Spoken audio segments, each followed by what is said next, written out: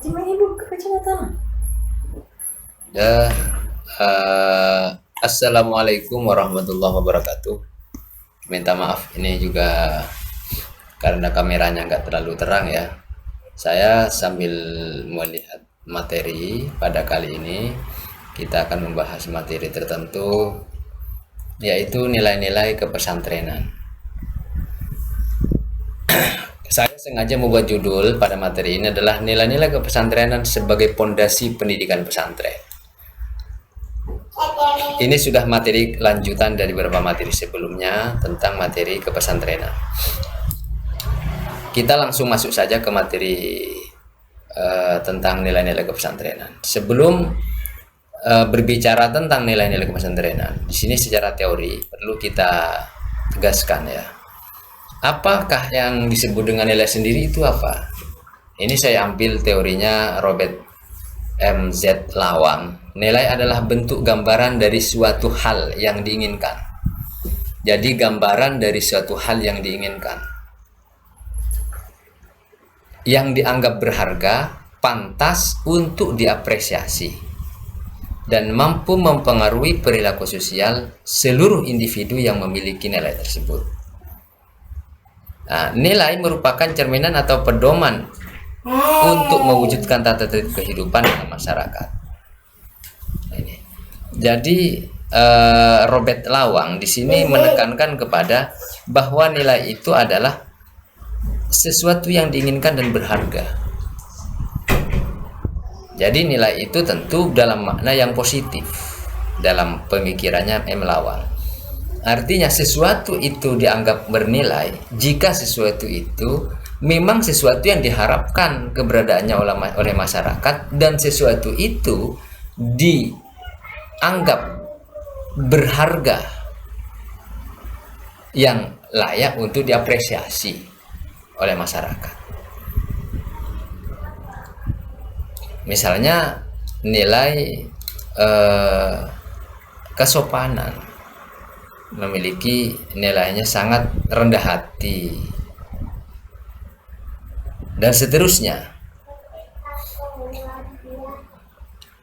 Nah, nilai-nilai tersebut itu merupakan cerminan dan pedoman untuk mewujudkan tata tertib kehidupan dalam masyarakat. Artinya begini, nilai itu memiliki fungsi dijadikan pedoman yang itu memiliki daya kontrol. Artinya masyarakat itu ketika itu melakukan sesuatu bertentangan dengan nilai yang berlaku dalam masyarakat, itu dianggap orang yang tidak memiliki, melakukan tindakan yang tidak etis atau tidak bermoral bahkan, atau orang tersebut secara moral dia rendah sehingga orang tersebut itu tidak bernilai, tidak berharga di mata masyarakat karena orang tersebut melanggar nilai-nilai yang berlaku dalam masyarakat.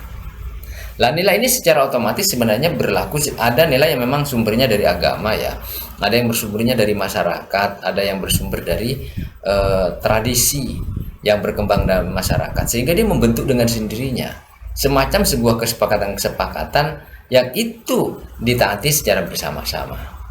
Lah karena nilai itu memiliki sesuatu yang ideal, dia itu abstrak. Sebelum jadi sebuah tindakan dia abstrak. Lanjut ya, ini secara teori. Kemudian kaitannya dengan nilai-nilai pesantren. Banyak beberapa tokoh yang membicarakan tentang pesantren, misalnya Samah dari Zafir dan seterusnya. Ada kemudian bukunya Bapak Rusdi Sulaiman juga. Bapak di sini siapa buku itu Zalal ya. Banyak buku-buku yang berbicara tentang pesantren, banyak sekali. Cuman secara garis besar saya kemudian ingin menyimpulkan bahwa pesantren itu secara umum yang itu menjadi pembeda antara pesantren sebagai lembaga pendidikan ya, sebagai lembaga pendidikan Islam itu memiliki perbedaan dengan pendidikan di luar pesantren karena ada beberapa karakteristik, ada beberapa nilai-nilai yang berlaku dalam pesantren. Pertama-tama adalah nilai religiusitas, keagamaan.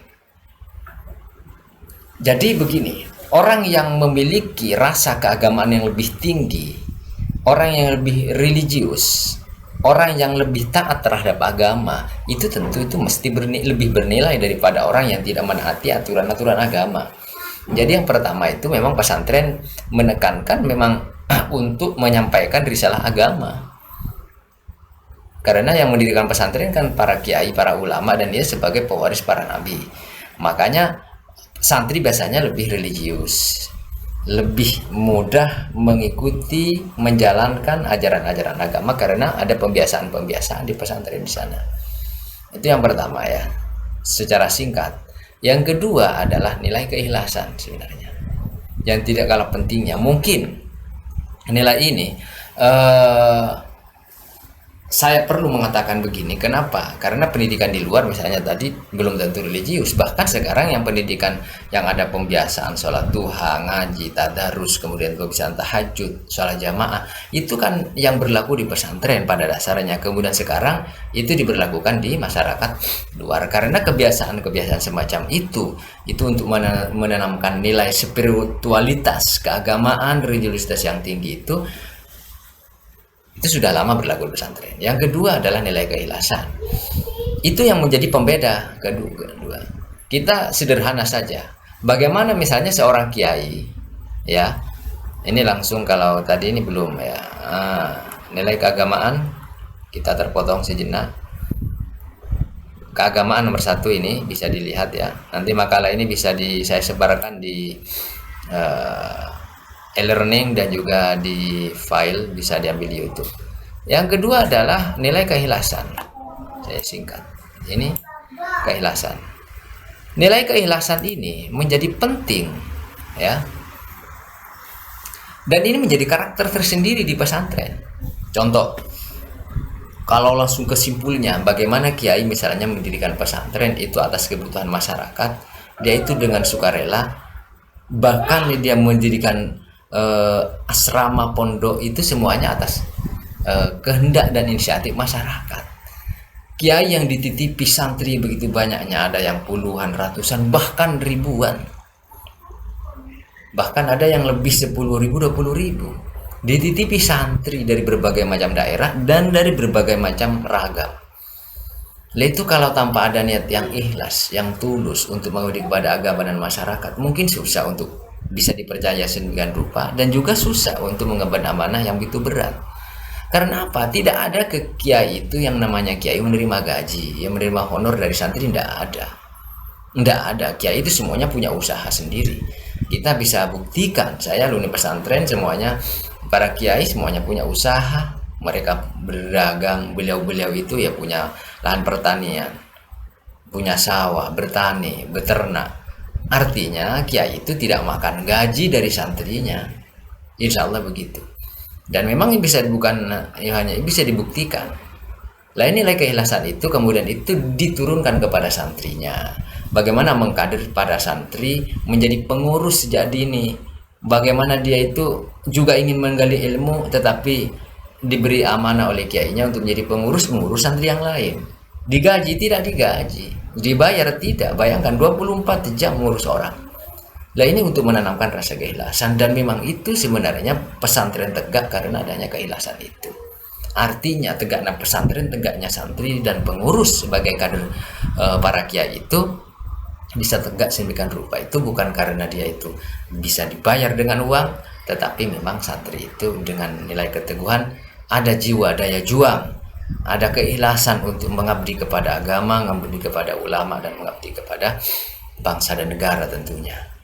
Nah itu yang kedua. Yang ketiga ya, yang nilai-nilai yang ditanamkan di pesantren adalah kemandirian di sini ya. Ini singkat, kemandirian. Ini menjadi karakter agak berbeda juga. Coba kita lihat pendidikan yang ada di luar misalnya. Di pesantren orang itu mondok dari latar belakang yang berbeda-beda, latar belakang yang jauh, beragam dari suku bangsa, ya kan, daerah, budaya, bahkan juga adat istiadatnya, kemudian ngumpul di pesantren. Dia di tempat yang sama, tidak ada perbedaan kelas di sana. Di sana itu ketika masuk ke pesantren semuanya